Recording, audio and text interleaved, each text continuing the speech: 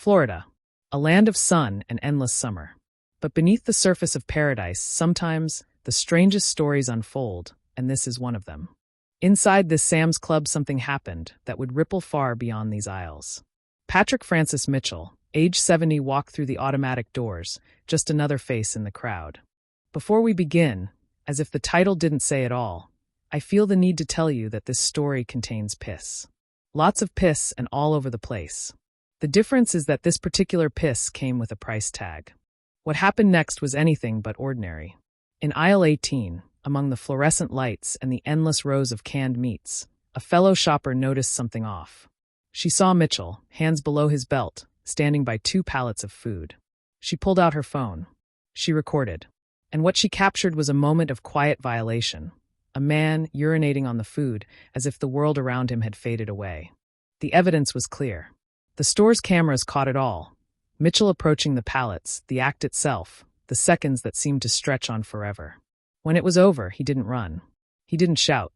He simply finished his shopping, paid for his items, and walked out, leaving behind 2 pallets contaminated, 188 units of Vienna sausages, 345 cans of Spam, and a loss of over $10,000. There is something deeply unsettling about this. Not just the act itself, but the quietness of it. The way it happened in plain sight, in the middle of an ordinary day. The way Mitchell, a man with a membership card and a Florida driver's license, seemed to drift through the aftermath, untouched by guilt or explanation. But the world does not let such things pass quietly. The shopper's video led to a police report. Store records matched the membership card to a name. The Lady Lake Police Department tracked down Patrick Francis Mitchell. On June 4th, he was arrested, charged with criminal mischief and disorderly conduct. He pleaded not guilty. He was released on bond, awaiting his day in court. We may never know what led Mitchell to that moment. Was it a protest, a breakdown, an act of desperation, or something else entirely? The facts are clear, but the motives remain a mystery. Sometimes, the most unnerving stories are not those of violence or anger, but of quiet, inexplicable acts that leave us searching for meaning. We want to believe that the world is predictable, that people are who they seem. But every so often, a story like this surfaces.